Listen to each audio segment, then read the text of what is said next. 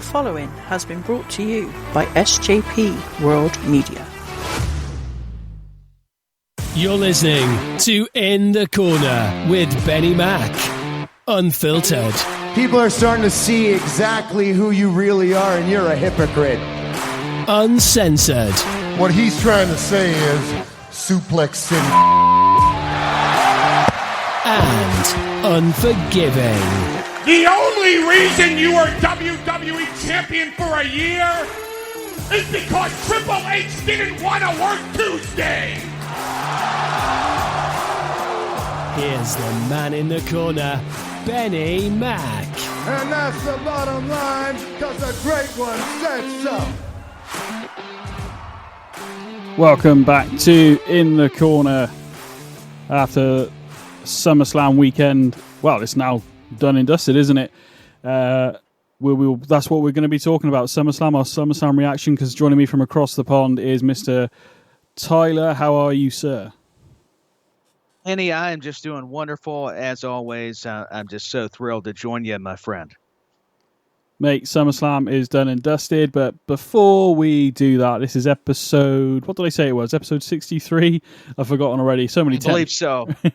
So many technical difficulties just before we started, but we're there. We've done it. Anyway, episode 63 of In the Corner. We obviously, anybody that's following us on, it's not Twitter anymore, is it? That's another thing we've got to say. It's called X now. Twitter? It's changed. Yeah, X is correct. Is it X Twitter or what do we just go? Well, no, it may be X Twitter. I'm not even sure. They've got me all confused. It is a bit confusing. I'm not going to lie.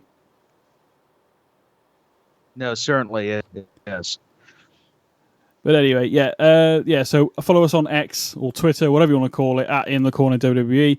But if you haven't done that already, you may not have seen that this coming Friday, for the first time ever, for the In the Corner. Under the In the Corner sort of, I don't know what you want to call it, umbrella, as you said, off the air. Tyler will be bringing us some, let us know, Tyler, what you're going to be doing. You're going to be doing some In the Corner podcasting of your own. Yes, thanks to the great BenNny Mac and this show In the Corner and its pal at SJP World Media Network with his plethora of podcasts. I will be doing a In the Corner solo podcast, just myself, Tyler Peters, reviewing NXT, some AEW, and who knows what else once this thing gets going. So I want to thank you, BenNny, and this program, and I'm looking forward to it. So, yeah, be on the lookout. It should be released by Friday.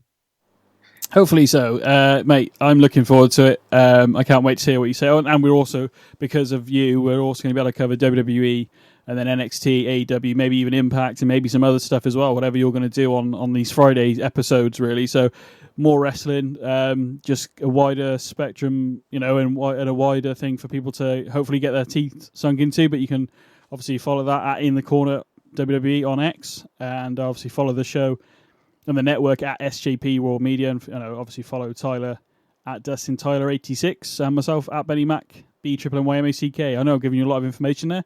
Anything you didn't hear me say, either rewind the podcast or look below the podcast, because it'll all be in the description below anyway. So don't worry about it. There you go. Yeah, in case you miss it, just go back and listen.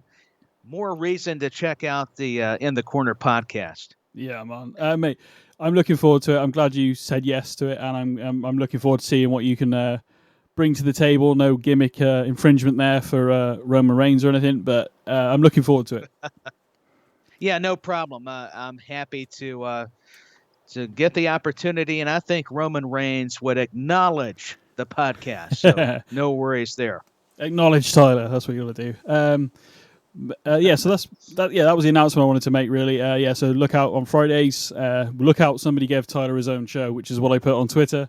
I can't wait for it, mate. Hopefully, people can join you on Fridays going forward. So. Yeah, I hope so too.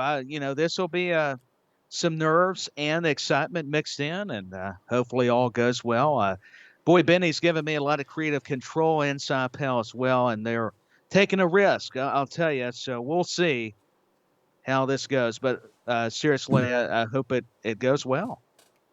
All on the same feed, by the way, ladies and gents of In the Corner, either who follow at In the Corner, obviously on Spotify and Apple Podcasts and everywhere else that we get released, Google as well. So you don't have to look for Tyler's podcast because it's in the corner with Tyler, but it's just going to be on the same feed, basically. So don't have to worry about looking elsewhere or subscribing anywhere else. You can just subscribe or keep it where you are right now. So it's just going to be on this feed, basically, but you'll see the difference because it's Tyler's face, not mine, basically, on the logo. Which may scare people enough to where they go, well, now we understand why you're audio, Tyler. So it makes sense. It works. Whatever gets a following.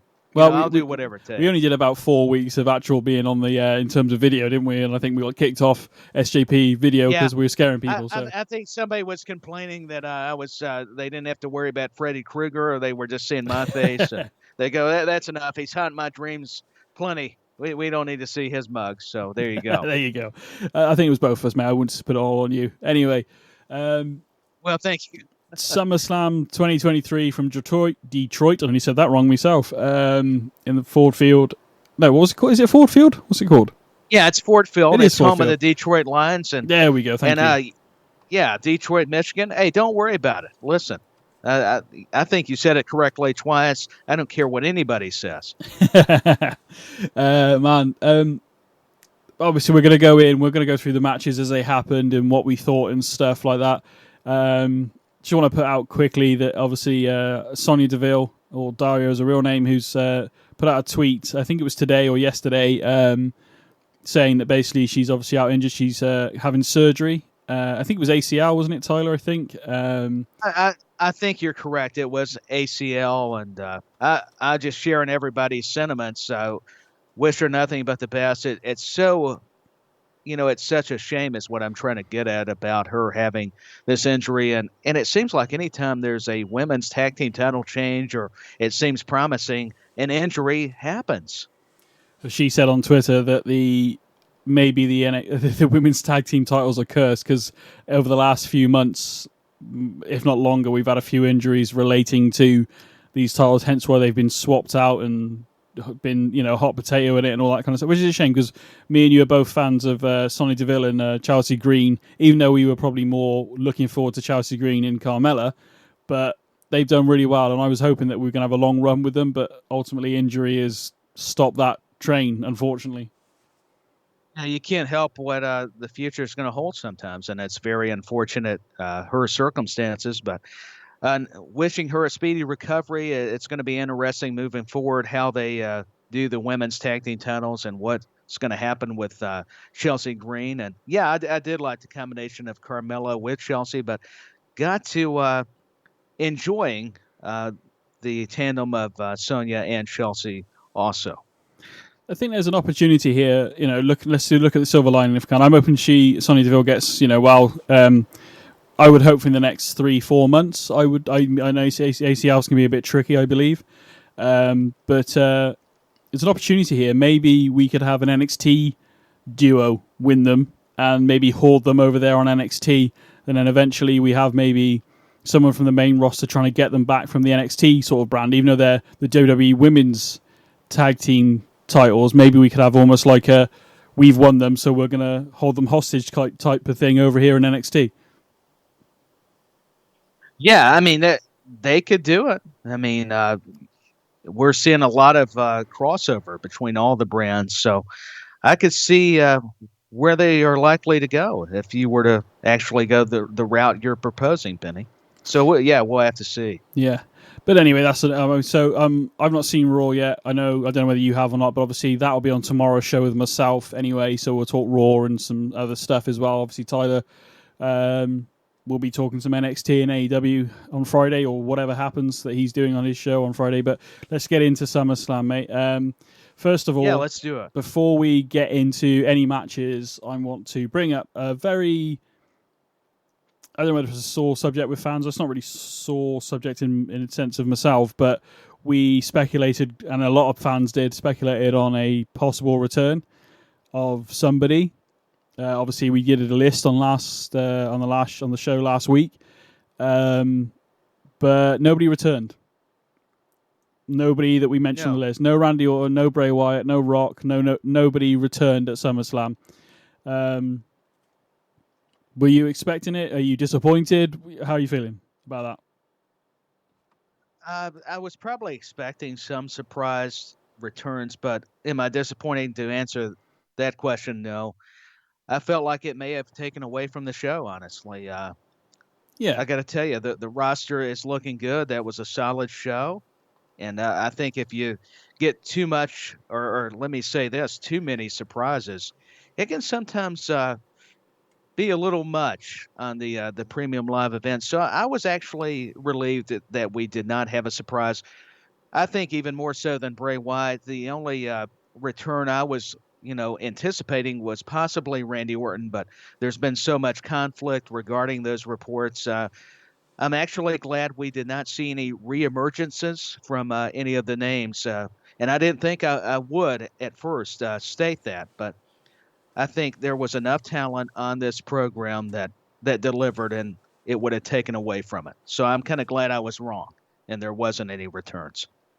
that makes sense. I'm a little bit. I'd like to have seen maybe Randy Orton back. To be honest with you, I'm not going to lie, but that can happen at a different time anyway, can it? So it's not the end of the world, Yes. so to speak. So no, I mean there's a lot more events and a lot more time for anything to develop. So Randy Orton could come back at any point. So you made a astute observation.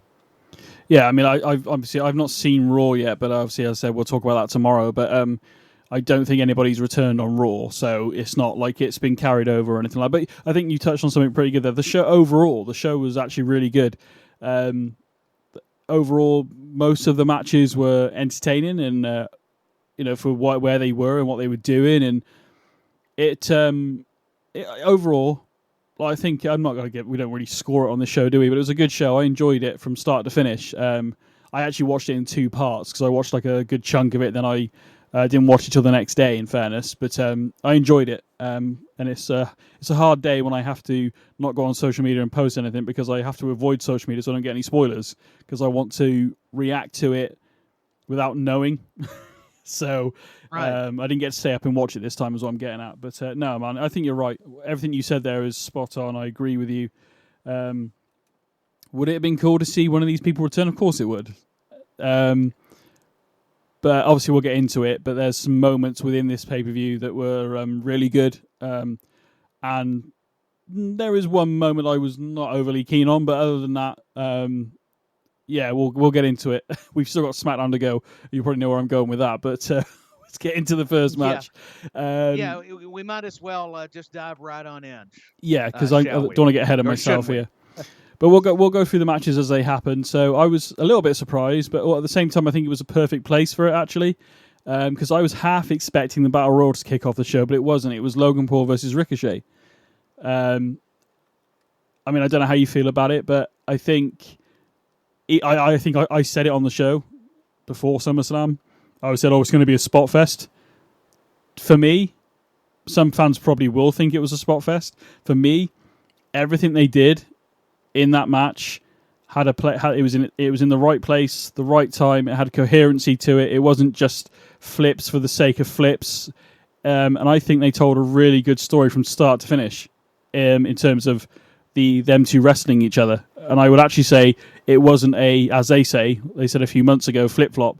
It had its moments. Yes, I'm not disputing the high spots or anything, but for me, watching this, after only watching it once, I've not watched it back, I enjoyed it for what it was, and it didn't go too mental or too crazy with the high spots. Yeah, I was impressed with the matchup. We knew there would be a lot of athletic highlights with Ricochet and Logan Paul. Yeah. We both said that Logan Paul's been impressive since he's arrived in the WWE. Look at his pedigree. He's done so much, not only been an influencer on social media. I hope I said that correctly. I try to say that 10 times.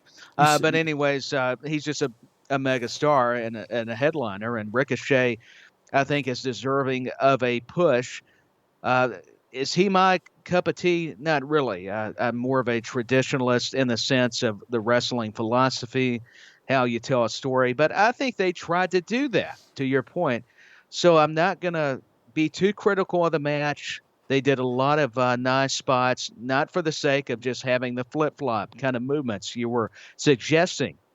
But the finish was very interesting. I know I'm fast-forwarding. But to see the Brass Knucks introduced by, I don't know if he was supposed to be a cameraman, who it was at ringside, and the whole drama with Samantha Irvin, I thought was a nice touch.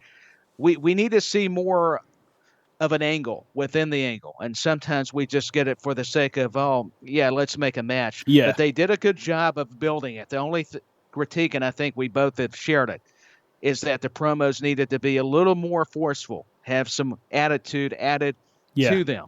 Yeah. And but overall, the match was good. I thought the spots where they landed on their feet, I don't know if it was a Spanish fly, you can help correct me, Benny, was thrilling. It was exciting. And I think the finish was something we didn't expect, but that goes to old school wrestling, just in a more modern presentation, having somebody assist you that they were even saying on commentary was supposed to be an associate of Logan Paul. So it was a heelish tactic in a sense. Yes, it was, yeah.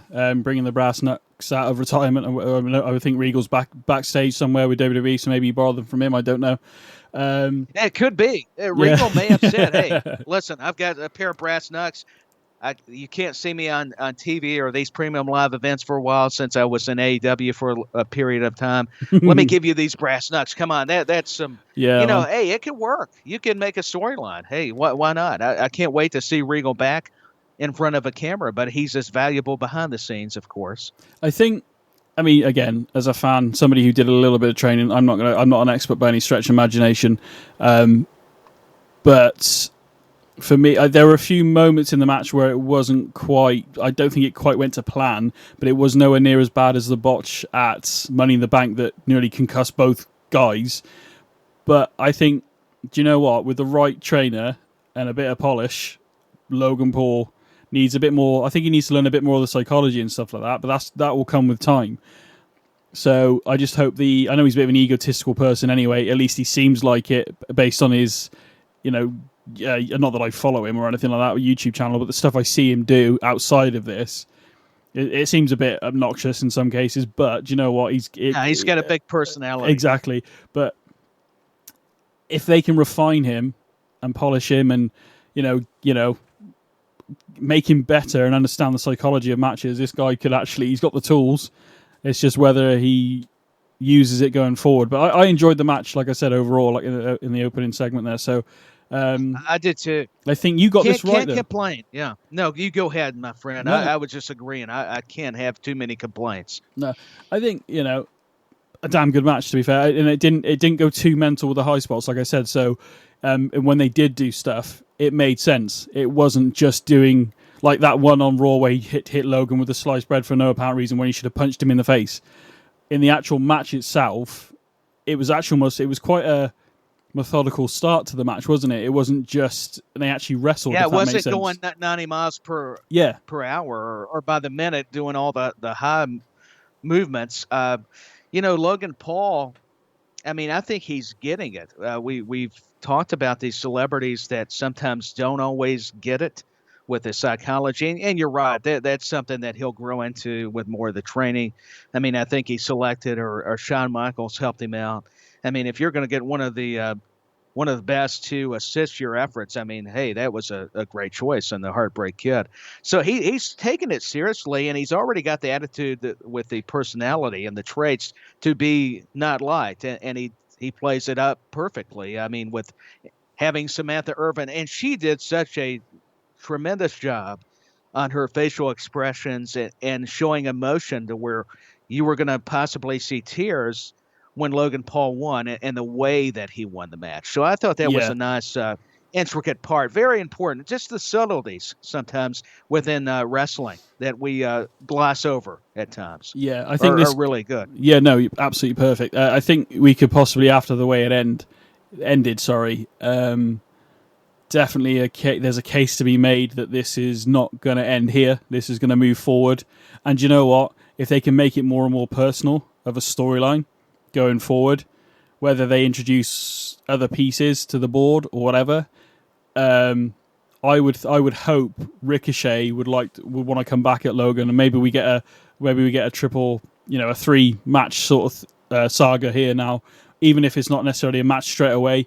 Even just some more aggression from Ricochet and being like, because essentially Logan Paul has won the match, but he did it by cheating. So hopefully it's not just ended there, is what I'm getting at. I want to see more of this now, and I want to see a more aggressive Ricochet. Fair.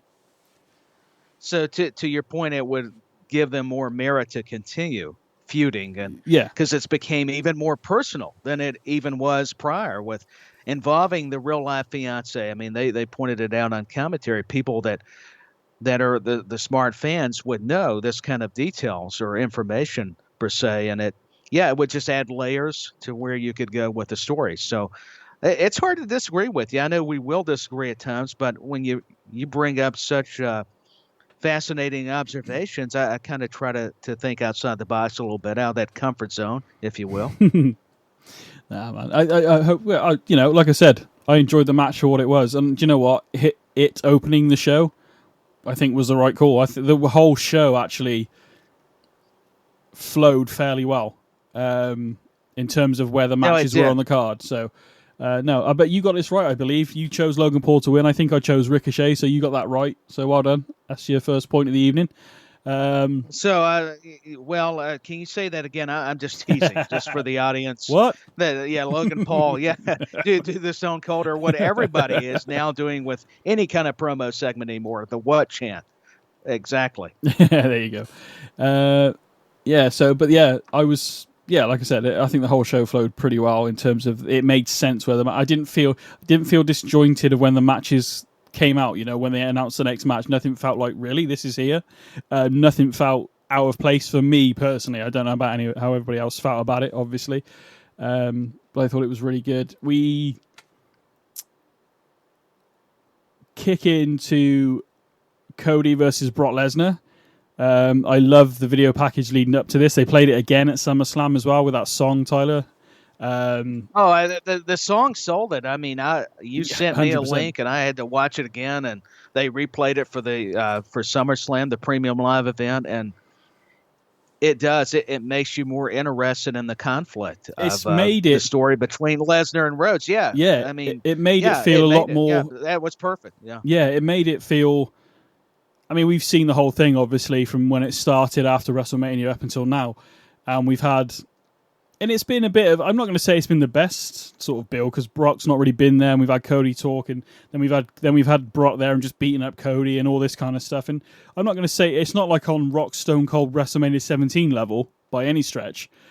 But that song and the way they put the package together made this feel very... epic from that. It did. It's like it had a cinematic kind of presentation with the music, and with you go back through those highlights with the video package you're relaying to us and those who are listening to in the corner. It just, I mean, it felt even more important, the significance of this matchup, with it being the rubber match, the end of it. Speaking of trilogies, I mean, it was just fascinating. The way how they can relay these storylines, and Brock and Cody. I was interested, but it piqued the interest level up from maybe a 5 to an 8 to even a 10. Yeah, it felt quite. What was I going to say? It was like, so the Rock Stone Cold from WrestleMania 17, My Way, is one of my favorite video packages of all time, 100%. But that feels almost like an action film trailer type thing that you would maybe get for an Arnie film back in the day, or a Fast and Furious film from nowadays. Whereas this one felt more like the trailer for like 1917, like the World War I movie. Very artsy, just very epic feeling, as I've already said. So that sold it. It gives it a gravitas, not only when they're speaking, and I'm not just saying promos, but with the cinematic undertones, I guess, is another way to look at it. Yeah, definitely. Or word it. The gravitas was a great word, by the way. That was, I agree. Oh, thank you. What did you think about... A blind squirrel finds a nut every now and then. Even when they're across the pond. What did you think about What did you think about this match?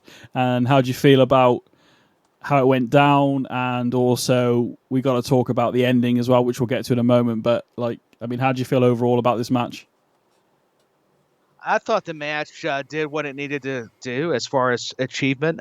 Cody had to fight from underneath because Brock Lesnar is so dominating. He's, conquered combat sports. They were conveying the message of Brock Lesnar's accomplishments and the way he suplexed, he threw Cody around, and then Cody would try to have flurries of offense or have to play defense. Like in sports, it was very engaging. Had Cody's mom in the front row, so you had that family element also added to the story. If you watch Raw from weeks ago in Atlanta for Cody's homecoming, I liked how it looked like Brock was going to possibly just be superior to Cody Rhodes, but yet it was that typical hero or good guy fighting the bad guy, this monster, a beast, literally, and Brock Lesnar, and he was able to overcome him. He used the Kimura on Brock. Brock went to it earlier, and the exposed turnbuckle, we all know that's always going to cause problems with whoever, and in this case, it worked in Cody's favor, and he did 3 crossroads because, yeah, literally, it's going to take more than just one to slay Brock Lesnar, and that's what happened. The F5 on the table was a big spot and just a lot. But I think, Benny, didn't it turn in the match where the steel stairs got involved? I think at first Cody tried, block kicked it, intercepted the steel steps in a way, but then it was where Cody made Brock hit the ring post, and that was a turning point. I think Cody did actually. That's my only gripe in this match, that Cody did actually hit him with the stairs, I believe. I'm under the impression that this was a standard contest. This wasn't like an Extreme Rules match or anything, or a street fight or a hardcore match or whatever. They didn't give it a stipulation. But the referee was still doing his counts and everything. That's my only gripe in this whole thing, but I can overlook it because it was a great battle. Cody coming back from like behind and being that that underdog, like you said, and the endurance that Cody had to get up and keep fighting, almost like a Rocky film type vibe. But it is all, again, we talked about it a little bit on and off, but it's all preparation, isn't it, for Cody becoming champion. Now, whether that's Roman or whoever, I don't know yet. I mean, the general consensus is it's Cody versus Roman again at WrestleMania next year. But this is all preparation for Cody, and I think Cody's the guy anyway. He's one of the guys in the business right now. Certainly. I mean, not just due to crowd reactions. They've got the special on Peacock now detailing his return. The prodigal son does return, meaning Cody Rhodes, and just the equity, the merchandising, the way he is with the fans, and he's his own man. Not only looking at his lineage with Dusty Rhodes or Dustin, Gold Dust, and even before the Gold Dust gimmick. I mean, Cody, to overcome Stardust, he made it work, but to go to all these other promotions, return, and have this much success, and with AEW included, and to be on this level again adds the American Nightmare. That's the big difference and takeaway here. Has been astonishing, and so I'm very happy for him. But you're right, he's the guy, whether it's Roman Reigns, Seth Rollins, whoever's in that title picture, Cody Rhodes has to be figured into those plans. You would think so, based on that. And apparently the handshake at the end of the match, according to some people, was not necessarily planned at the time. We talked about a handshake possibly happening the next night on Raw. Apparently, allegedly, again, can't confirm this, but allegedly Brock called an audible and did the handshake. Now, to be honest with you, I put it on Twitter. Anybody that follows us at In the Corner WWE, sorry, X. I'm so used to saying Twitter, I can't help it. No, I know. I get it. It's very perplexing at times. Yeah, but apparently, it was Brock did it off his own back. And do you know what? If it was, I said on Twitter, it didn't feel out of place. It was a very cool moment. The crowd loved it. I loved it. I was just like, yep, this is, and it just felt like it's a big moment. Brock Lesnar. It's like back in 2002, I think it was, Undertaker, patting Jeff Hardy on the head after that ladder match they had on Raw for the Undisputed title.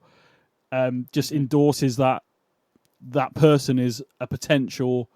I think we're all aware that Cody is the next guy. We're just waiting for it to happen, and the hard times are what's going to happen next. I have no idea. I can't wait to see Raw and see what happened and stuff like that. But I personally. This was the way. Yeah. I was just and I don't mean to cut you off. I was just going to say, add on that this was the point where he has arrived. I mean, it elevated, not that he even needed it, but to have a guy like Brock Lesnar when you've come back, like you said, what a moment. I think it'll definitely help. I don't know whether. I suppose some fans are like, "Oh, I can't believe he didn't win at WrestleMania." We were like, "I don't think he's going to win at WrestleMania." And what happens, whether it is, I get the feeling it is going to be WrestleMania next year, Cody versus, I'm assuming, Roman. I don't know that. We're all assuming that. We don't know what's going to happen for between now and then, obviously. But like you said, it's a very like you said, it's a very Cody's arrived. I think, even though I think it's almost like a resurgence for Cody after WrestleMania. It's like picked him back up, if that makes sense. No, it makes perfect sense because it's a way to let everybody know, listen, wins and losses aren't always the end game or what defines you. I was trying to think of the right terminology. He didn't need to beat Roman Reigns. There's other opportunities for him to do great things without necessarily needing to get to the destination right away, which I think he's still headed to concerning Roman Reigns. Or another illustration would comprise of, if Seth Rollins is still the champion, whomever, maybe Cody becomes a champion and he takes on Roman title versus title. That is definitely an option. I hope not, 'cause we've not long had that happen, but by WrestleMania, maybe that. I mean, we've already said, haven't we, that it would feel somewhat. I don't know about now, but initially when they introduced the World Heavyweight Championship again, we both said it would feel a little bit cheap if Cody won that after not being able to get it done against Roman. But obviously now we had Solo involved and all that kind of stuff. But it did. We both said, didn't we? It would feel a little bit cheap, I guess, if he did win the World Heavyweight title. You were thinking, I think, maybe a consolation prize instead of allowing him time to have the rematch against Roman or to be the guy to take the Universal Championship away to end such a precedented and historic reign, pardon the pun, with Roman Reigns. It would mean more. So I can see that side of it, but I'm also trying to look at it from a different perspective also as it relates to Roman Reigns and Cody. And to Seth Rollins and all these moving parts and how long will Seth have it and what we're seeing play out throughout all the brands and through the WWE universe, like they say. But Cody's message is clear, and he wants the WWE Championship because that's what he wanted to bestow upon Dusty. So, I think his mission statement is still the same. And obviously we've seen cross-pollination, your words, with the draft anyway. So what's stopping Cody going over to SmackDown anyway? Doesn't seem to stop anybody else. So no, I think he could show up on a Friday night SmackDown unannounced, and it would be fine. But you'd probably have to let everybody know, inform them that Cody was going to be on Friday night SmackDown. That's a given. Cody Rhodes, the future I thought was bright. It's getting even more brighter each and every time I see him, and he is just on this rocket ship of momentum and the push when referencing Cody that it's just been unbelievable. And I can't, I'm just so happy for him. I'm trying to even find the words. He's deserving. He's betted on himself. He's tried to get away from Dusty's shadow, with all due respect. As much as I'm a fan of the American Dream, I mean, I'm just thrilled to see Cody's progression back in WWE, and I think he did make the right choice. A lot of people would probably question why leave AEW. You were an MVP, but I think a lot of people are actually seeing the other side of the argument now, and I mean the success he's been able to have, and Vince McMahon believed in him. Triple H, I mean, people within that company, once they knew, hey, he's available, that was their guy, and it's happened on TV. I mean, on premium live events, we are witnessing it come to pass. And if you haven't seen not that we get paid for giving out any endorsements or anything like that, but if you haven't seen the Cody Rhodes documentary and you're a Cody Rhodes fan, I highly recommend it. It was really good. Not too heavy with Dusty and stuff, but it was good to see. I mean, I remember when he debuted and stuff in WWE on the main roster, obviously, and stuff. So it was cool. You know, I always had I liked his dashing Cody Rhodes days and stuff, and then the Legacy stuff was good as well. Obviously, that was after, but before, sorry, but you know what I mean. But his whole sort of run, the Stardust was good at first, but it always felt like almost like a sequel to Goldust, but not quite the same because of the eras are a lot different, obviously. Yeah, but there you could draw the parallels. Yeah, is definitely. what you're saying. And it was I was gutted when he left, but can I sit here and honestly say I knew he was going to come back? I just assumed one day he would come back. Now, he could have quite easily walked away from the business and gone, I'm done with it all. But he didn't. He went off and did all his independent stuff, and then Japan and all that kind of stuff that he did, and reinvented himself, which, let's face it, a lot of people have done. Drew McIntyre, off the top of my head, maybe sometimes going outside of the WWE bubble, is because you get a bit more freedom to do a bit more and reinvent yourself, and you know. Yeah, you do.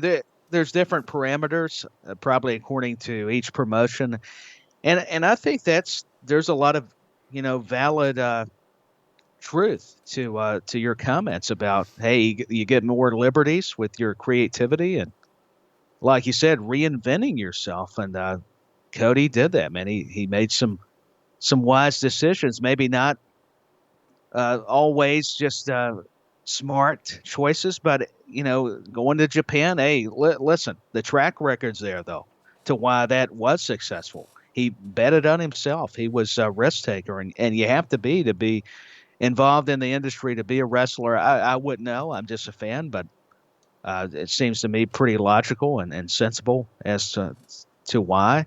And so man, I can't say enough good things or compliment Cody Rhodes enough. And I wasn't even the biggest Cody fan. Nothing against him. I really only knew of him from his previous WWE run and what I've learned in AEW and his return back to the company, to WWE. So I've learned to appreciate him more. There you go. SummerSlam Battle Royal. Omos made his return. Didn't expect that, to be honest. As soon as I saw MVP, I was like, well, it must be Omos. Why not have that giant in there to, for everybody to try and eliminate, which they did. There was so many people in this. I don't remember necessarily all of them, which is bad, but AJ Styles, Sheamus was in it, obviously LA Knight, crikey, Miz was in it, I think, Grayson Waller, yeah, Miz, Alpha Academy, the Viking Raiders, were they both in? I liked the Miz and Grayson Waller team up. I was like, ooh, could this be a possible tag team here? Almost like a Grayson Waller, almost like a young Miz, as some people are saying. Yeah, I mean, they fit both the personalities, so it would be an enticing tag team. The Miz Waller effect could be a great show. Yeah, fantastic segment. Yeah, imagine those two together. And if they got in disagreements, but yet they'd find a way to be friends again, It's like, oh, this was just a misunderstanding. I mean, you could look at it from a lot of variables, but I think they would do well. Very interesting, couldn't it, going forward if they did do something together? It's a battle royal, Tyler. I mean, I don't dislike battle royals, but they are what they are. This was actually quite a good one. I was actually entertained pretty much the entire way through this, and it's got that Rumble element to it because even though a battle royal, everybody starts in the ring, so it's a bit different. I would say technically a little bit harder in some cases. Because everybody's in there at once. It's a battle royal. I don't really know what more. So I don't know if you want to add anything to it. But I just kind of it wasn't bad. My only thing is this was definitely the vehicle for LA Knight, which I'm happy about. Yeah, I just felt like maybe the other candidates would have been Sheamus, maybe Chad Gable, but to me this was all in telling of let's get LA Knight the victory and get him that SummerSlam moment that everybody's been wanting. The movement, I guess everybody's been discussing, that's in support of LA Knight, and which I was ecstatic myself watching back and reviewing it. It's just like, to me, it was to give these stars their opportunity to be on the big stage. So I guess if I'm looking at it in that aspect, I'm very happy that they did have this matchup. But to me, I think we all could see LA Knight's, going over. He's already over with the crowd and with merchandise. Why not here at SummerSlam? But The Miz, we did get some teases with The Miz and Grayson Waller and with who was working together. So we always just look at the concept of a Royal Rumble or Battle Royal matchup, but you forget a lot of the storylines within the matchup itself are presented and with new alliances, and maybe people are going to be betrayed. So all of that is very fascinating to me when you really dissect it. Yeah.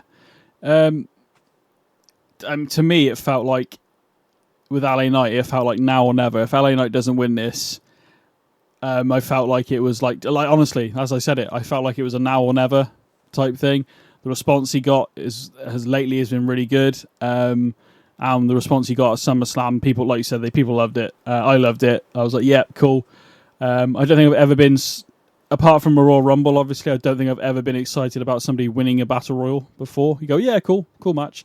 But I think because of the fans wanting it, and myself obviously wanting LA Knight to succeed, it was a nice moment. So I saw a clip earlier actually of Raw, and I understand Miz and LA Knight got into it on Raw. So again, we got that cross-pollination, but again, I'll get into that on tomorrow's show anyway. But yeah, it's about a Royal, mate. But I enjoyed it overall, and for me, finally, LA Knight got a moment. Now, hopefully, moving forward, he can keep getting them. I think you will. I think they're definitely behind him, not only just creative, but the office of WWE. I think they've invested in him. They love what he's doing, apparently, and that's why we're seeing it. And I'm glad. I'm like you. I like LA Knight. His personality's infectious. I was a big fan of him before WWE, and now he's got this grand stage. So I'm a big supporter of LA Knight. Yeah, I can't do a good impersonation.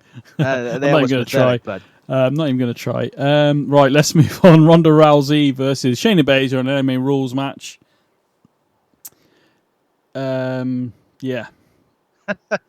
I wasn't crazy about this one, but I'll let you start. I could tell by your reaction. I've got a similar one.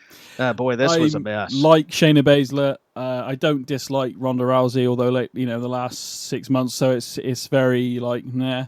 I'm glad Shayna got the win, but because the way it all went down and the way I'm not an MMA person, so I don't know what they were doing was necessary. I've seen some MMA fights, but this was kind of a MMA fight / wrestling match. So I don't. Again, we'd have to get somebody who's a bit more. I mean, I don't know whether you are, but well versed in MMA stuff. But it didn't. No, I'm not. And maybe that would help me out. That's why I'm going to be critical. I don't know. I felt maybe this should have been. I mean, maybe it would have been harder to do. I don't know, but maybe this should have been held in like the fight pit sort of style, rather than in a ring like a wrestling. Do you know what I mean? But yeah, just at least if you're going to gimmick it with MMA rules, say at least give it the right atmosphere. Yeah, I mean, after the promo, we talked about it on last week's show. I was very excited about it after those promos they ran with Shayna and Ronda, but just the actual. It was technical, but it wasn't. Yeah, it didn't. I don't think it delivered, mate. I don't know how everybody else feels about it, but I don't think for me it didn't deliver at all. It didn't resonate like you're saying. It didn't deliver. It didn't give a sense of urgency. I felt like they kind of went through the motions. There was a couple big moments with the kick from Shayna, the knee by Rousey. A lot of technicality on the mat. The MMA stuff you see if you come from a wrestling background, maybe your mixed martial arts, you combined a little bit of all this style. And like you said, a fight pit, maybe a lion's den, back to the throwback to Shamrock and Owen. Maybe could have done something similar to that. I think it just needed it needed an extra ingredient, didn't it? I think. Yeah, it did. That's actually true. It just needed another element. Yeah, I mean, as much as I love the video packages and even the less of a build-up that it's been, even though there's been a few very well done and executed promos, especially on the part of Baszler coming into this matchup, it felt like kind of like, well, this is not a good comparison. But remember Brawl for All during the Attitude Era? I've seen where it, it was more shooting and stuff. Yeah, it kind of was remnants of this, even though I just think it goes back to execution. It wasn't as organized as we probably would have liked having two athletes like Shayna and Ronda, because I respect them. I think they are tough. And it was cool to explore the MMA side of their background here, but it just was not connecting with the audience. And me included, I think you shared it. And I don't know. They were even throwing punches, good blows, but it was like, okay, we knew Ronda was on her way out. It was just confirmed, actually, and we knew Shayna would be going over for, concerning the win. And it's just, I don't know. To me, it fell apart from the get-go. When the bell rang, it was just a disappointment. I guess I'm trying to find the right terms, and disappointing would suffice. I don't know. It was just not as good as I thought it would be. Same here. As I said on the last week's show, when we talked about it, we were both like, we're actually kind of hyped for it now after the video promos and stuff. But the setup didn't feel right. Shayna just out of nowhere attacking Ronda. I think they should have lost the tag titles, and then Shayna maybe turned on Ronda in some shit. Maybe it was Ronda's fault they lost, and she was tired of carrying Ronda now, because she's always been. Then that story would have made a bit more sense in the video packages, I guess. Is it? I don't know. I want to be positive about it because I'm a big Shayna Baszler fan, but it didn't deliver. And is it as bad as Goldberg and Brock at WrestleMania 20? I don't know. I don't think it's quite that bad, but yeah. That was because everybody knew they were leaving. I think a lot of the care between both those guys, and I'm saying this also respectfully, was not there because Brock was leaving, so was Goldberg. So yeah, I think that's why the crowd in Madison Square Garden, of all places, where the McMahons are so famous for promoting shows, they were turning on this main event. It was potentially the dream matchup between Lesnar and Goldberg. And we thought we were kind of getting some semblance of a dream matchup between Rousey and Baszler. But it was underwhelming and not even overwhelming. It was there. It was on the card. And the crowd, I think, were losing interest. I think LA Knight had them on such a high that this was you could feel the air kind of come out of that stadium. So at this point, you would have seen Ricochet versus Logan. You've seen the handshake with the Cody and Brock, which was a big moment, and then you've had LA Knight go over, like you said. So then to be following those three matches with this, maybe. I mean, I said I thought the show flowed well, apart from really this. To be honest, it felt a bit out of place. It didn't deliver. I know the stick of badness is the Brock versus Goldberg, which they rectified many years later, but. Maybe it's not as bad as that. Maybe I was just trying to sort of gauge it, but I don't think it is.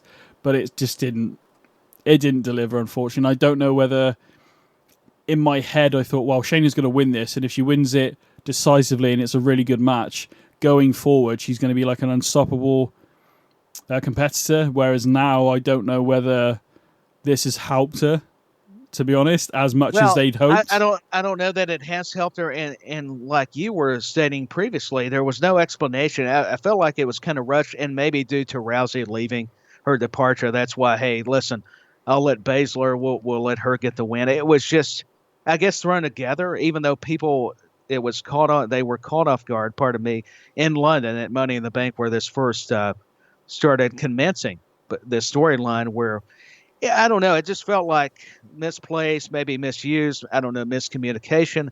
As much as these ladies train and I'm sure sparred together, and we're trying to set it up in a wrestling context, it fell apart for some reason. I mean, again, hindsight's 2020, but like I would have done it so Ronda was the cause of them losing the tag titles, and Shayna just feeling she's better than Ronda and carrying her like they did in the video packages. Would have made more sense for Baszler to be like, don't worry about it, a bit of a hug, maybe then she just turns on her and wraps her like her in a submission and, and chokes her out or whatever. Then it goes from there. Would have made more sense because they've lost something because of Ronda.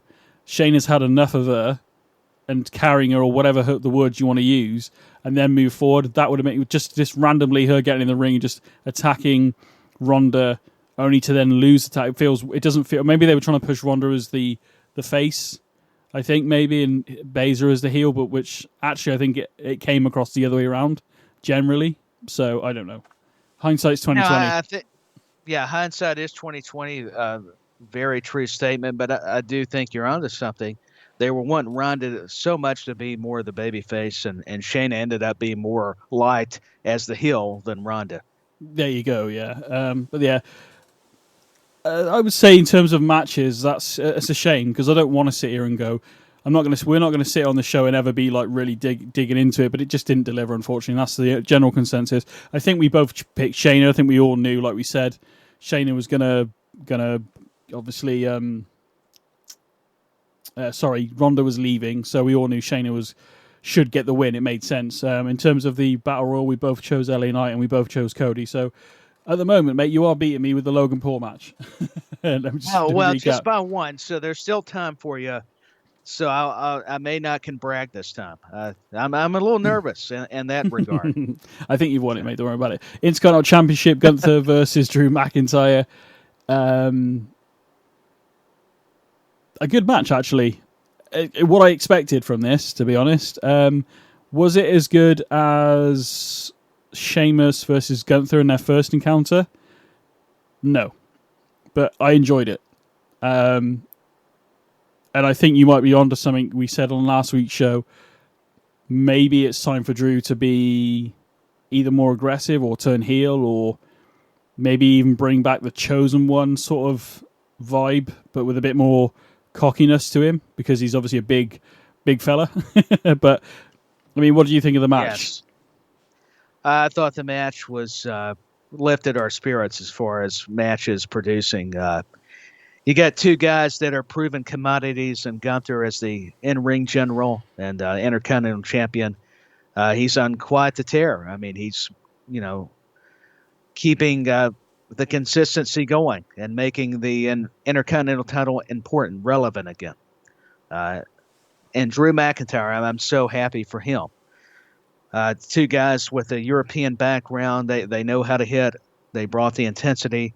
They also told a story. It wasn't just for the sake of chops or how many times I can hit you. There was a rhyme and reason behind it. They have a rhythm.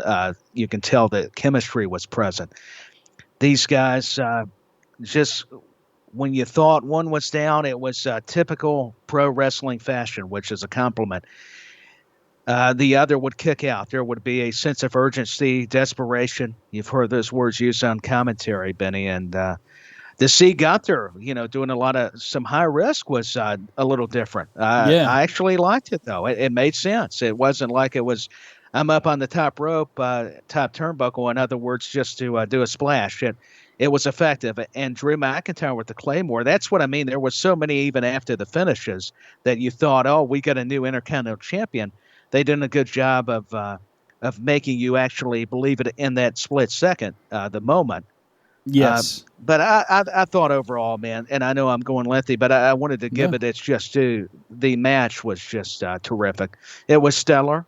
I've used that term before. These two just, to me, I could see them wrestle a lot more. I want to see a Gunther McIntyre encounter again down the road. But it was good because McIntyre establishes Gunther on the main roster. This guy's also had a history coming back, reinvent himself, like you said, in NXT. And Gunther has just, no matter what the administration has been, Vince or Triple H, Gunther has made his main roster opportunity work because he's that solid. He's just got a foundation. The guy knows how to get over, and he is an in-ring general. I mean, he's a wrestler's wrestler. So I think that speaks to the people that are not always into the sports entertainment aspect. You've got a guy like Gunther Imperium and Drew McIntyre, I think, checks all the boxes. Obviously, the guy's been a former champion, former Intercontinental Champion. So there's just so much history. I think everybody wanted to see these two meet. And you forget, WrestleMania, they had that triple threat with Sheamus. And I'll just say this, Benny. I do agree. As good as this match was, Sheamus and Gunther at Clash at the Castle was tough to overcome. Yeah, I mean, the triple threat was good at WrestleMania as well. But I think the Sheamus, Gunther, Clash of the Castle is... If you put those three matches together, I think you'd have to it could be a toss-up between Gunther, Drew, and the triple threat at Mania being second or third place. But I think you got to put Sheamus and Gunther in first place from Clash. So, but it also the finish was good. It protects McIntyre in a sense that because obviously he got pushed off the ropes and then crotched himself on the top rope. So it's kind of a low blow, but not a low blow, if that makes any sense. So it protects McIntyre going forward because Gunther did beat him, but there was some questionable. There's an asterisk by it, is what I'm getting at. But also, Gunther is about a month away of breaking the Honky Tonk Man's record as the longest Intercontinental Champion. So, are we going to have it like one more day and he loses it? Or are we going to have it where he does break the record and then he loses it? I don't know. Maybe I don't know if the numbers add up or would work out right. Maybe they could do it so he has the exact amount of days as Honky Tonk Man, and then he loses it on that day, so he's like joint first. So what I'm saying, we got Roman obviously on the longest reign ever as WWE champion. So do we need to break every record that's ever existed? No, but I mean, God, well, could Roman be champion for the next 7 years or whatever it is? I would assume not, but Gunther Who knows? could become the first, the longest reigning ever. So I'm interested to know how they go forward with this, whether it's going to be he's just short of it or whether he's on the same day or he. But you got to think Gunther's got to be on the path for a World Heavyweight Championship down the line. You would think so, and I think he and Cody, due to the Royal Rumble scenario, could be a feud potentially later on at some point, as long as it makes sense. Which you could, the story is present with the Royal Rumble from this past year, leading into WrestleMania. But Gunther, it's so versatile. I love what he and Chad Gable was able to do last week on Raw. It's just there's a lot of intrigue with who you could pair Gunther with. And I love the Honky Tonk Man, but listen, if Gunther breaks it, I've got nothing but love and respect for Gunther and Honky Tonk too, because I always enjoy those eras of WWE as well, even though it got a bit cartoonish. They made it work as a kid. But I'll tell you, I liked Eddie Serious, though, and McIntyre. You got... There's room for comedy. Then there's room to get the good athleticism and the just tremendous competition between two wrestlers the caliber of Drew McIntyre and Gunther. And I'm with you. I think we need to see more of a psychotic Drew McIntyre. I think it's due. It's also that potential because of the way the match ended that this Gunther Drew McIntyre thing isn't actually over yet. We've got Payback coming, aptly named. Could Drew McIntyre be looking for some payback? I think that is a potential going forward. I think we both went for Gunther to retain. I believe so. Yeah, I just didn't see him losing, or didn't see him, losing the IC title even against Drew. It wouldn't bother us, would it? I think we said it would have been cool to see, but I think Gunther's been on absolute fire with this IC title run. So, he has. I feel like it's a very important title again as well. Mm-hmm. Yeah, exactly. But the only thing else I was going to insert there was that Drew, it was hard for Drew probably to do the heel turn right now because Gunther technically is your heel. So I think that's probably what made it a little difficult right now for the heel turn. Yeah, no, 100%. We'll see what Payback brings because aptly named as well, considering what happened in that match. Yeah, I mean they've got it figured out right. It is Payback. Somebody's going to get revenge somewhere down the line. Very, very interesting going forward. Again, it doesn't necessarily. Again, the way it ended doesn't mean it's over. Is what I'm getting at, really. No, and did you look at Drew McIntyre's reaction too? That would suggest that maybe it's not. The way he kind of looked disappointed naturally, and his body language, just his mannerisms, heading back, through the curtain. I think we're going to see maybe we do get Payback, and maybe Gunther retains at Payback as well, and then this is when we start seeing a shift in what Drew McIntyre is about going forward. I want to hear that classic Broken Dreams music again. I love that tune. There's a good... me too. I mean, as cool as the bagpipes are, that kind of rock and have a rock feel to them, the Broken Dreams is so iconic. When they played that at Clash at the Castle, Benny, I know for you all in the UK, I know that was great. But even for everybody internationally, no matter where you lived, I mean, that was just classic. Drew McIntyre, that video, cool. and then it went cool into moment. his regular theme. Yeah, it was a cool moment, to be fair. World Heavyweight Championship defended by Seth Rollins against Finn Balor, 7 years in the making. I already stated it that I think I said maybe Seth is going to retain. I think you definitely said Seth was going to retain, but I would not be unhappy if Finn won it, given the story. This, I think, it's hard to really... I want to say right now as we go, I don't know, maybe between Brock and Cody, but I feel with everything that went on in the World Heavyweight Championship match, with the Judgment Day, Finn, Damian, and all, I feel like I think this may have been the match of the night for me, the World Heavyweight Championship. It's up there with Gunther and McIntyre, but yes, this would be a clinic because these two just know each other so well. And like you said, 7 years of history between the two. Speaking of Finn and Seth, it's hard to argue the point that this may have been the best match. The second one, I guess I would put Gunther and McIntyre in that slot. Yeah. It was a great match. The Mind Games began before the bell even rang. Rollins was wearing his old vest that he wore back all those years ago at that SummerSlam meeting they had for the Universal title. I enjoyed that. It's classic Seth Rollins. He did it with Roman a few years ago at the Rumble with the Shield music and stuff as well. Yeah, the Shield. Yeah, yes, really. Well, clever. and it's all psychological. It's not only it's going back in mind games like they were stating on commentary. So I thought that was a nice touch. Yeah, it was really cool. Again, I really enjoyed that. Again, I think I don't think the feud is quite over, but I think we've got other issues rearing their head. The miscommunication. Eventually, as I probably alluded to, the Judgment Day came out. There was a miscommunication between Damian and Finn.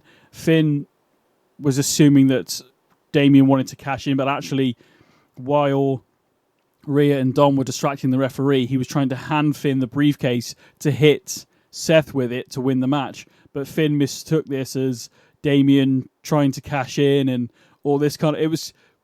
And I almost felt myself shouting at the TV title, like, just take the briefcase. And there was a moment where Finn almost looked like he was going to win. He hit the coup de grace and everything. And I'm just, oh, yes. I actually sat up in my seat because I wanted to see, me personally, nothing against Seth Rollins. The storyline that's been in front of us and watching it all those years ago, I really wanted Finn, and he's from obviously this side of the pond.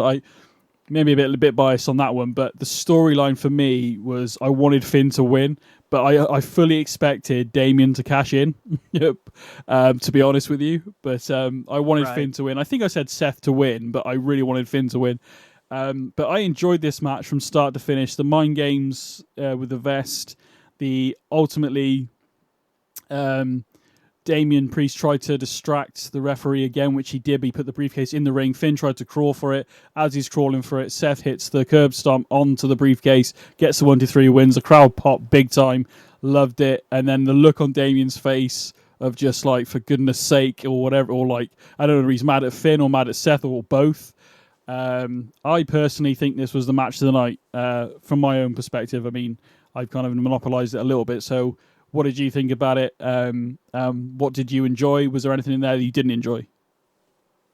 No, there's nothing to really critique about the match. You said it. It was these two just know each other. I mean, Seth Rollins, Finn Balor, you've got two of the absolute best in these athletes, and they went out there and proved it again. Why they deserve the spot, this match, why the storyline is so significant, and you laid it out just exactly how it went. And the miscommunication I took away, as far as the story, that was a big factor as much as the match. I liked how they were able to implicated into this match in a different way, because I'm almost wondering how many times can you do it to where it's feeling too much of the same. But with that Money in the Bank briefcase that Damian is possessing, is eventually going to be what breaks up the Judgment Day. I think we're all kind of seeing the signs that are very telling, by the way, of a breakup, dissension among the ranks when you're speaking of Judgment Day, and Rhea and Dom getting involved, coming out from the crowd. Typical, the heel stuff was very entertaining, enjoyable. Rhea trying to even distract the official, the referee, in other words, but it still did not help Finn's case, like you were aforementioning. It just it was just a great match. I love the dropkick spot that we saw in a lot of their previous matches, going back, I think, to their first encounter at that SummerSlam, and then the buckle bomb that Seth did to Finn on the outside, even the stuff on the outside and also inside the ring, were just all nice callbacks to, like you mentioned, the ring attire for Seth Rollins, the 7 across the injured shoulder for Finn. It's that painful reminder. I mean, like we talked about, it's the subtleties.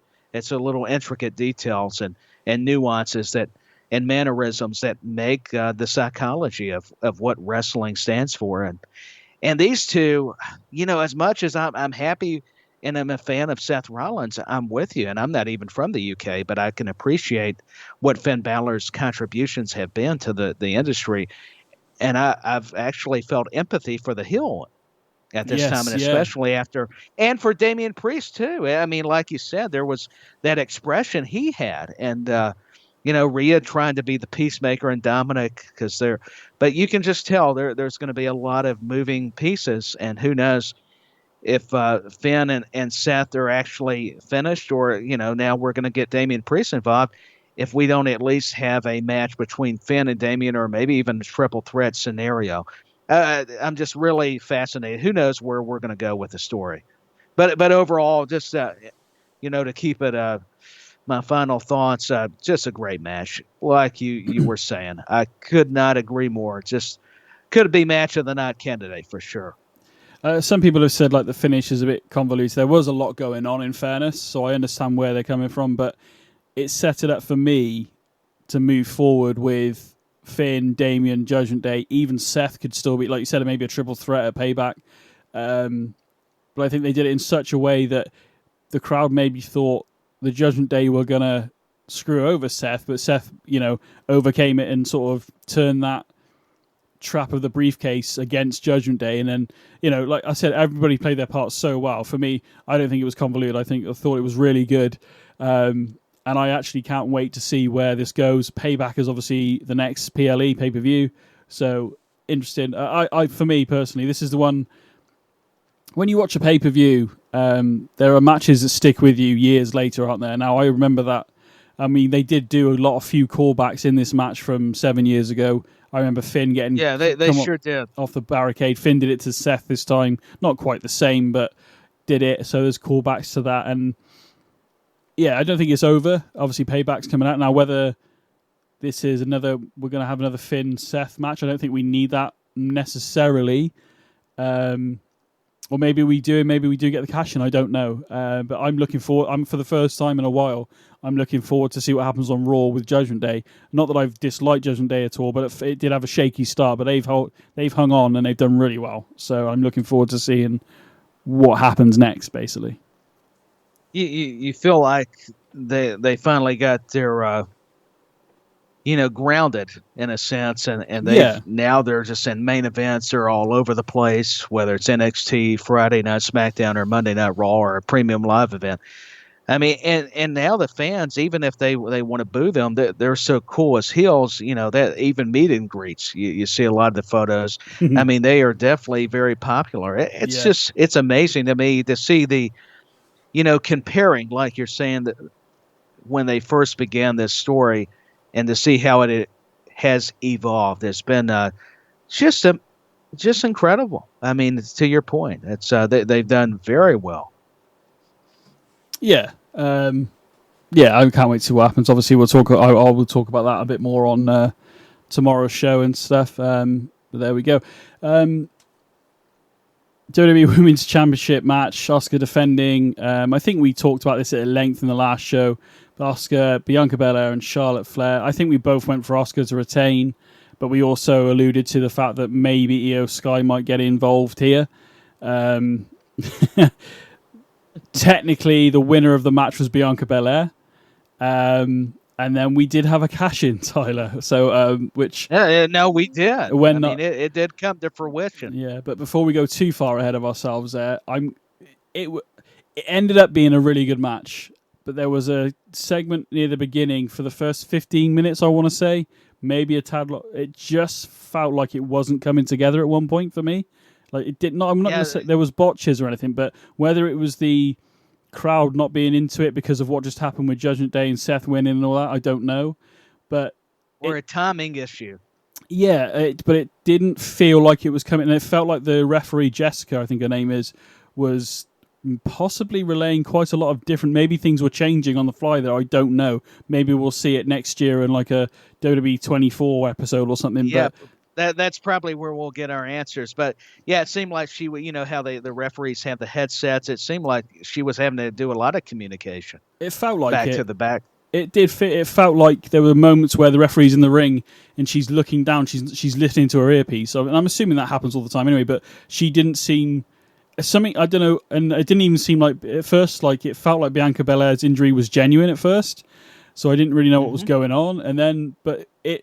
I'm not going to lie, you put this match on, ladies and gents, for me personally, the first 10, 15 minutes, it didn't feel like it was going right at all. And then all of a sudden, it all made sense. Near the end, in the last 10 minutes or so, it all made sense. I don't know about how you felt about it, but that's what it felt like to me. No, what you're saying is exactly how I felt. I'm like, taking nothing away from these three ladies. No, they are just phenomenal talents, but it just seemed like the chemistry, I don't know if it's timing, the pacing of the match, just a lot of confusion maybe before they laid it out. And then, sometimes it's easy to prepare and things don't always, come out like they should. It just, I don't know. There was just, at first I was like, okay, this match is not really going that great. And I was kind of, speaking of disappointing, that's my feelings exactly regarding the matchup. But then eventually, like you said, they seemed to settle down or settle in per se, and things started finally clicking. And I was like, oh, thank God! Now we've got a match. It did genuinely feel like, oh, this is not. Oh no, this is not good. We had a pretty, expect a good match at least anyway. And luckily, let's say the opening chapter, not so much, but the finale was really good. And then just the way the finale made up for it. Absolutely. Well, Bianca, the way Bianca won after the injury of the knee and everything, and then hitting that while in the figure eight, actually pinning Asuka as well was really good. I enjoyed all of that. And then as she was sat there holding the title, fair play. I'm wrong that Asuka didn't retain. I wasn't disappointed that Bianca Belair won at all. And I literally audibly out loud went, cash in. And then Io Sky's music hit, and I'm like, okay, here we go. So you called it. Yeah, you knew that she was going to come out. It's just the way she was sat, and obviously she's injured, air quotes there. And I literally sat up and went, cash in.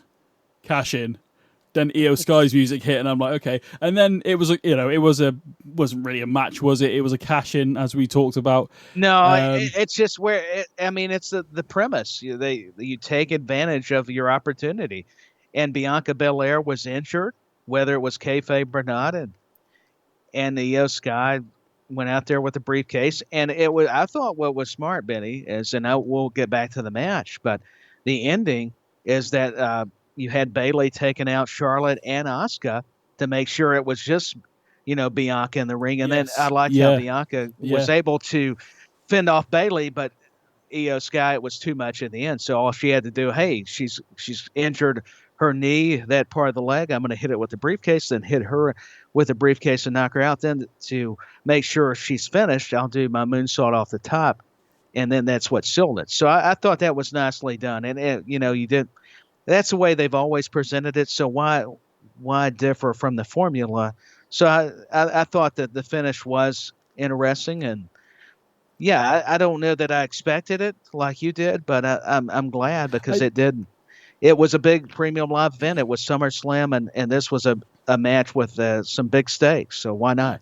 I'm not going to say. Let's have a cash in. I'm not going to say I expected it while I was watching the match. It was only when the match ended, and Bianca was sat there, and she was like favouring her knee, and she was holding the title and couldn't stand up, and I literally just sat up and went, cash in, and then it happened. I was like, oh my god, this happened. So I wasn't at no point during the actual match, which even though it had a bad start, towards the end of the match was really good. The Oscars doing the so Charlotte's got the figure for 8 on the injured knee of Bianca Belair. Then she's got her ahead. Obviously, she extends herself, doesn't she, into a bridge essentially. And then Asuka came in and blew the mist in her face. I thought it was a really good moment. And I thought, this is where Asuka's going to retain. And then it all came. And then it just, the way you need to see it. I mean, I'm not going to lie. Like I said, the first 10, 15 minutes felt like it was coming off the rails, but they managed to get it back on, and it ended up being a really good match over, in the last, like I said, 10 minutes. And then just to add the Io Sky bit in, and then not only have we got Bayley in the ring with Io, and Io being the new women's champion, we then have Dakota Kai come out of the crowd and join her Damage Control, stable members, and have that. And the crowd reacted really well for her, actually, to be fair. And it was a big, and it's almost, it was positive. Yeah, it's gone full circle, because where did they debut? They re-debuted last year at SummerSlam, so it's taken a year. I was there. Yeah, you were there last year, weren't you, when they were there? It was in Nashville. Yeah, it was when we first got introduced to the Damage Control idea, this faction of Bayley, Io Sky, and Dakota Kai. And so it was nice. It was a full circle moment. It was when we saw Dakota Kai. I didn't even expect her to be there, but it was a pleasant surprise. And I was happy for Io Sky. I was happy that Bianca originally had the title, but it made sense for the cash in. And going back to the match, that opening moments, I don't know if it's because maybe it's the inexperience of a triple threat. I don't know how many that Bianca's been. I think Asuka and Charlotte would have probably been in them. I don't know if that had anything to do with it, or was a factor, or it was just like there were so many missed signals, like you said, between the official and the talent, and probably backstage. And I'm only guessing. This may have been all part of the plan. It may have been a swerve, like, hey, let's just be, we're not sloppy, but it's just it's not gelling. And then all of a sudden, then we get it going. And because I got to admit, even the crowd, I was kind of like them. Okay, I was trying to give them a little bit of time, and I'm like, okay, what are we doing? They're trying they're different spots. It felt like it wasn't necessarily rushing them, but maybe it was even a little slower, and it kind of started unraveling, and then finally it's like, or at least appeared to me, and it was then finally things changed for the better, thankfully, and we got a whole different match. But to go back to that moment, I loved it. I thought, like you said, and getting to be there to witness it for SummerSlam 2022 at Nissan Stadium, another stadium show. I mean, in Detroit, Ford Field, it was what a monumental, progression of Damage Control. You did in that moment after what they've been teasing, with Bayley and the Sky, Well, maybe that'll kick it up a notch. Maybe there was a bit too much in this match, or I felt like the referee was communicating a lot with whoever's in the headset with her as well. So again, I don't know whether maybe someone's genuinely injured out of those three, so they had to reshuffle it, and then they decided to do the cash in. I don't know. Maybe it was a plan the whole along. We don't know. That's a possibility, and I will say why I felt Bianca was legitimately injured. The way she took that over the top bump to the steel steps, to me, that felt like that could have been real, or at least she did such a great selling job. Which she might have, that it sold me. There you go. She's really hurt. So, interesting going forward, because obviously just before is Montel and Montel. D'Angelo. Dawkins, sorry, the Street Profits have come back in suits with Bobby Lashley, and there's some stuff going on there on SmackDown. Whether Bianca, we were talking about maybe she might go heel. Maybe this is the opportunity she team up with Bobby Lashley and the Street Profits in whatever this new faction is going to be called, or whatever. I don't know. But like going back to what you said quickly, and then we'll move on. But I legitimately thought she was injured. So either she is, or she did such a good job. She fooled fans that have been watching it I've been watching it 20 plus years. So I was like, is she? Then when she got back in the ring, I thought, well, maybe she isn't, or maybe she's suffering through, I don't know. And she's just fighting through the pain. Yeah, but but then when you get the cash in, it makes a bit more sense that she's not really. It's just to give EO that moment, which was a good moment. The match saved itself, as we've already said. We both said Asuka was going to retain. Even if she did win it, EO Sky probably would have cashed in, so we probably would both been wrong anyway. But in the initial match we predicted in, we both got it wrong, mate. And it was Bianca Belair who actually won it. And ultimately, I shouldn't have counted out my volunteer, my Tennessee lady. I'll tell you, she proved me wrong. And but EO Sky got to watch out for those people who win the Money in the Bank, don't we? Those briefcases. You do. Never know. We still got one left to be cashed in Damian Priest. When that's going to happen, place your bets now. Main event: WWE Undisputed Universal Championship. Roman Reigns defending against Jey Uso. Tribal combat match, I think, is just another word for no disqualification, to be honest, because it didn't feel necessarily. No, I mean, to me, it just felt like, okay, we're throwing out the rules. Yeah, this was just a fancy term. Yeah, I was half expecting Solo not to get involved, or if Solo did get involved. I mean, let's talk about the match quickly. It was a good match. It did have a moment or so. I think probably 15 minutes in, it did see again the crowd seemed a bit of a lull. Again, whether they were expecting a return like we talked about at the top of the show, I don't know. But overall, I thought the match was really good.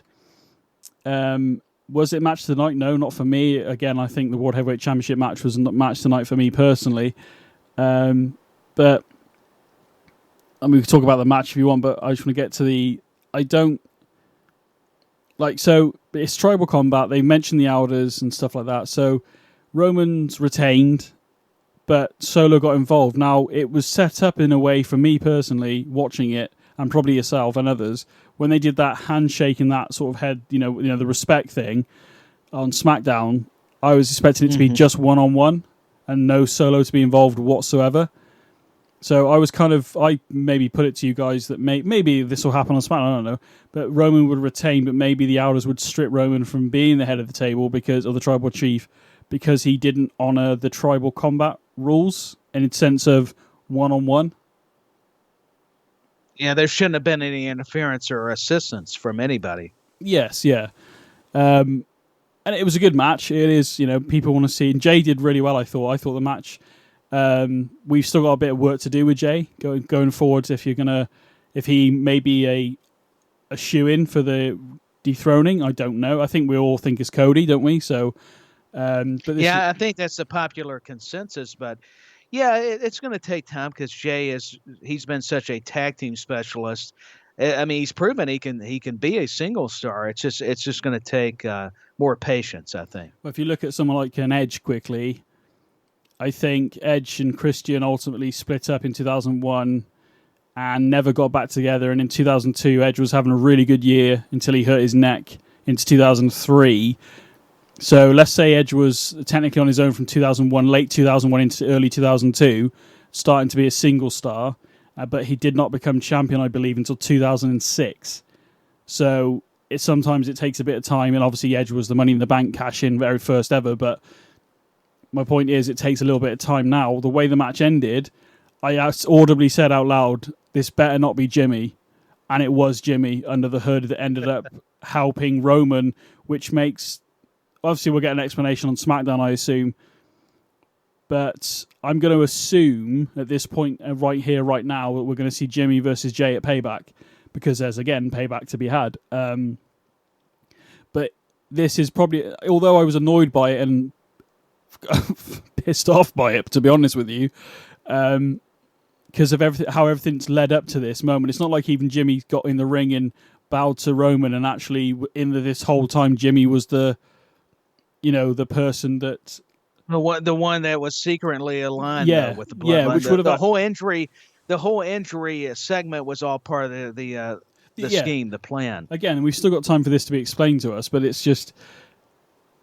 Maybe they knew Jay was wavering because of the whole Sami Zayn thing, and Roman put Jimmy onto it to see whether Jay would be loyal, and ultimately he wasn't loyal because of the way Roman's treated him. So obviously we've got to wait, got to be patient, but I was like, please don't be Jimmy. And I was half expecting maybe the debut of I forgot his name, but he's one of the other family members where I can't remember his name. You probably know. He's in another promotion, I think. I think he's in Impact, maybe. I mean, he could be there. There's also, are you talking about Umaga's son or another one? Because I don't know his name either, but I know who you're talking about. There's somebody. Yeah, one of the other brothers, isn't it? I think, or one of the family members. Some kind of relation. Yeah, who's actually doing? I think it might be Umaga's son. You could be right. I can't remember. I can't remember his name. That's really bad. I should have looked it up. Hey, anyways, what we're saying, hey, to you, yeah, he's family. He's part of the bloodline essentially. Yeah. Fatu. Oh, one of them's trained, isn't he? Because he's actually used. Yeah, so I didn't know where maybe. Anyway, my point is, I thought it was going to be another member of the Inouye family who was going to come in and help, but Jimmy. But then, if you want to split Jay off completely into singles competition, then maybe this Jimmy Jay Uso thing has to happen. But it just seems really weird considering how everything's played out so far, and I mean, it even feels like you're lengthening the bloodline story even longer. Which, you know, I'm not bored by it, but it is kind of like, I feel like this is kind of grasping at straws. But again, I've not seen the big picture yet, have I? I don't think. But now that I'm sat here talking to you about it, maybe we need this for Jay to overcome his twin brother, to get out of his brother's shadow, being the older brother. I think that's a lot to do with it, and that the story does need another twist, another layers. And that's it. I think that's the big picture. I don't know if that's the real big picture, but like you were stating, that, you know, Jimmy finally needs his time to shine too. Jay's been allowed the opportunity, and I think it's going to come back. We'll get the explanation on SmackDown, but I think it'll come down to jealousy and just an allegiance to Roman, and they'll unveil and possibly at least share a little bit about how this transpired. And again, match of the night for me, mate, was the World Heavyweight Championship match. I didn't dislike this one. I think I just expected a bit more from Tribal Combat. Solo appeared fairly, I'm not going to say quickly, but was again in the mix, and the way it was built up. But you think maybe that it gets tiresome, though, that they have to find a way to book him and get him involved, but into every match. But at the same time, I'll contradict my own thoughts that, you know, it's a way for Jay to get some retribution on him, because then Roman spears him, and then Jay's able to do what he thought he was doing. Well, he was getting revenge for himself, but remember, Solo did that spot to Jimmy, and it was nice callbacks, anyways. And then they fought into the crowd, and then, you know, the Uranagi, which is really the rock bottom that Solo was spinning Solo doing through the table. Yeah, so there was a lot of nice spots, for the sake that they didn't try to overuse the tables, because I think that's my only gripe with some of these gimmicky matches. I realize they're going to have to be a part of the process, but you don't want to let them overshadow the match, and I think they did a nice job. But, yeah, this was not a match of the night candidate, but as far as the story, it was just another way to advance it. I was happy for the reaction that Jay got.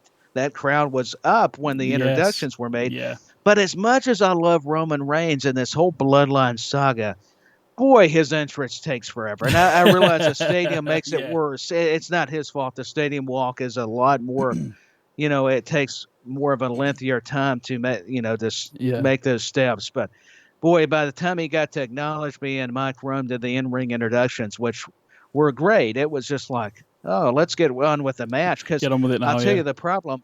SummerSlam's a long event. This one was even longer than last year's, because I think even last year's ended within 2.5 hours. Over 4 hours. It went over 4 hours, because there were, I think, maybe even more matches, or just as much, or they gave the matches more time, which is fine. But it was just like, okay, this is the main event. As excited as I am, let's get to it.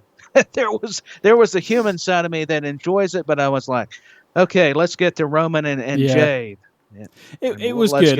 It was good. I think it's just again, maybe it's building up to the next part of Jimmy and Jay, I guess. It's another building block to the story. Of course. yeah, to get the Jimmy and Jay, like you say, payback. We may get to see it. Roman. I've also read where he might even be injured. I'm still going to wait for confirmation. I don't know that for certain. Oh, okay. But I didn't know that. he might have got injured from the match, tribal comeback, Oh, because wow. it was a lot more. They're all physical, but especially when you involve going through tables and Barriers, whatever as well, else, and kendo stick, the Yeah. barricades, and the belt. Now it's coming to me. It's amazing. I actually rewatch it and how much I forget, but now thanks to talking about it, it's starting to get these flashbacks of what some of the moments of that match and. But yeah, there's not much to cover. I mean, I think we've pretty much done it. Other than Jimmy was the surprise. I think it had just a few surprises within the promotion. It wasn't like any returning stars coming back or that had been injured. Omos, you could actually count him with MVP. But as far as the big one, it's got to be Jimmy. So there, we didn't see Bray, we didn't see Randy, but I'll just go back to this point. I don't think we needed it. I think that no. It gave the talent that deserved it their time to shine. And sometimes you can over dilute your product, and I think they understand it. That's why they're in their position. I'm in mine, so I'll even laugh a little bit. But in all sincerity, I think that's what correlates with all of it. I mean, one of the best moments, not the best moment, but in terms of what I've been saying about Solo going forward, is that Roman obviously ended up spearing him thanks to Jay pulling him to the side, but very quickly Solo, once he got back up, was very much in Roman's face, like, what the hell are you doing? And then Roman's almost arguing with him. So Solo's not as indoctrinated, I guess, as Jay was. So I can see Solo. I don't know how loyal he's going to be, like you're saying, indoctrinated. I mean, we'll see how his loyalty, where it goes from here. Because, I mean, there was that point that where it looked like, hey, due to the spear, that Solo was about possibly going to hit Roman until, Jay came out of nowhere and speared him through the barricade. Yeah. There you go then. That's pretty much SummerSlam. Look back at it. It was a good show. I enjoyed it. I mean, the only thing I think of as we've been talking about it, maybe Becky and Trish should have gone on instead of Ronda and Shayna. And as much as I'm a Shayna fan, well, I think, and two, I think there's been some pushback from good old Becky Lynch because I think Triple H made some comments. Now, whether it could kind of be worth this, he's working us all, knowing how wrestling is, but. I think it was very interesting. Now, I didn't get a chance to go back and watch the press conference, but I think there was some things said concerning Becky or by Triple H. So I don't know exactly what's going on here, but it's I don't know. Somebody was telling me I never get a chance to watch the press conferences. Maybe I should, or at least go back and catch some highlights. But it seems like maybe we should have got Trish or Becky, but. In place of Ronda and Shayna, but I say that, and I've just not been very impressed with the Trish Becky stuff. I mean, I don't know. No. Maybe it shouldn't have been on the show. No, I don't know. I go back and forth on it. Yeah. I mean, it's a fair point, though. Just a thought, really, towards the end of the show here. Right, mate, where can we... Obviously, you on this Friday, you'll be talking some AEW. Yeah, I will be on Friday. NXT. I'm gonna get some AEW, definitely NXT, and I'm just gonna pretty much highlight them. I don't know that it'll be of all the matches and show, but at least my highlights. And it'll be coming out hopefully by Friday, and it'll be in the corner with Tyler, a solo edition, and so looking forward to it. Yeah, find me on Twitter at Dustin Tyler 86, like Benny was saying. Obviously, the show will still come out normally on Wednesdays with myself, and the other show will come out on Fridays with Tyler. And then when we can, there might be a show every day. There might be a show literally Wednesday, Friday, and that's it. And then we might be doing some extra stuff as well when we get a chance. So just if you subscribe to the podcast, whether it's on Spotify, Apple Podcasts, Google, wherever you're listening to us, just subscribe. And like I said, definitely Wednesdays and Fridays, but there will be, I think, going forward, Tyler, we've discussed, not all the time, but there's going to be some extra stuff coming out, isn't there, on and off? So just keep it. There's going to be a lot of content, to your point, that's exciting, that'll be released. Mate, I'm looking forward to your Friday show. You can follow myself at BenNy Mac on Twitter, X. I'm going to have to get that recorded separately or something. You follow me on X on at BenNy Mac, BenNyMack. Follow the show with me and Tyler on X at In the Corner WWE. And yeah, man, Tyler, always good to talk to you. SummerSlam done and dusted. I'm looking forward Man, to it's been a blast. Not to cut you off. I just want to say it is always a good time joining you, Benny. So thank you for having me. No problem, man. SummerSlam was a fun and interesting show, to say the least. Let's see where it goes from here into Payback. And I will, well, thank you all for listening. Thank you for following. Follow the network, obviously, at SJP World Media as well. And I'll see you all tomorrow for some Raw talk, I guess, not to steal their show. So we're in the corner, the Raw, looking back at Raw and whatever else is going on. I think it's good. Who cares if it's Raw talk? It can be Benny's talk. Benny's talk, there we go. It works. There you go. Market it. Put it on the t-shirt. Yeah. Let's end the show right now. Thank you very much for listening. Tyler, see you again very soon, my friend. Hey, thank you. Yeah, you too, Benny. Loved what you've heard on this week's episode? Well, the answer is simple. It would mean the world to us if you could head over to iTunes and leave us a 5-star review and feedback. Spreading the word really is the best way to grow our podcast and achieve even greater things. Thank you.